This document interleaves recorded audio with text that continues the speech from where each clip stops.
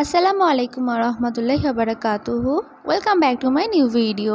আজ আমি আপনাদের তৈরি করে দেখাবো ডিমের কোরমা। খুব সহজভাবে তৈরি করে দেখাবো, আশা করি আপনাদের সবারই ভালো লাগবে। তো চলুন এই সহজ ডিমের কোরমা রেসিপিটি শুরু করা যাক। এখানে আমি 8টা সেদ্ধ ডিম নিয়েছি। ডিমটাকে সামান্য একটু লবণ দিয়ে মাখিয়ে নিব।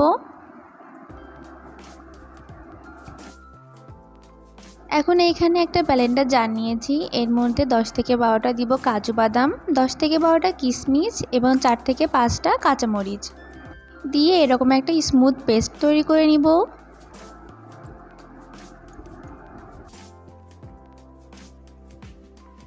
এখন একটা কড়াইতে পরিমাণ মতো তেল দিয়ে সবগুলো সেদ্ধ করা ডিম ভেজে নিতে হবে।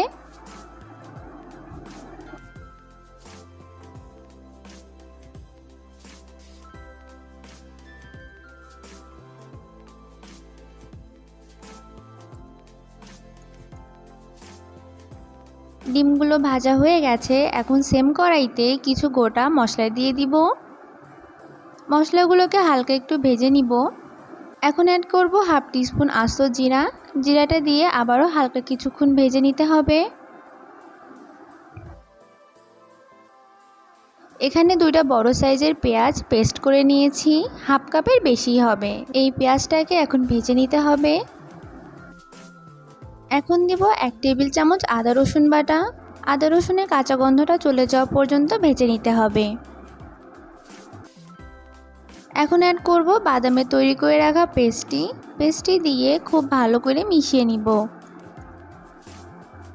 এখন দিব হাফ টিস্পুন করে লাল মরিচের গুঁড়া, জিরা গুঁড়া আর ধনিয়া গুঁড়া এবং পরিমাণ মতো লবণ দিয়ে এই সবগুলো উপকরণকে খুব ভালো করে কষিয়ে নিব।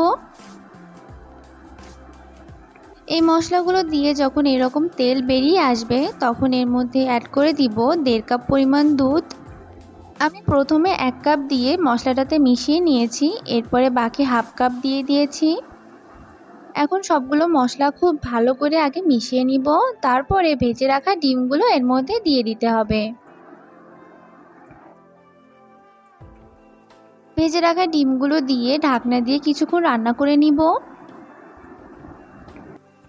এই কোরমার মধ্যে এখনও অনেকখানি পানি আছে, এই পানিটা শুকিয়ে নিতে হবে।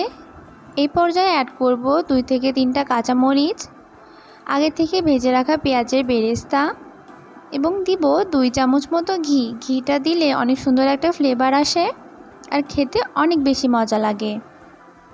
যতক্ষণ না পর্যন্ত এই কোরমার গ্রেভিটা ঘন হয়ে আসছে ততক্ষণ পর্যন্ত এটাকে রান্না করে নিতে হবে।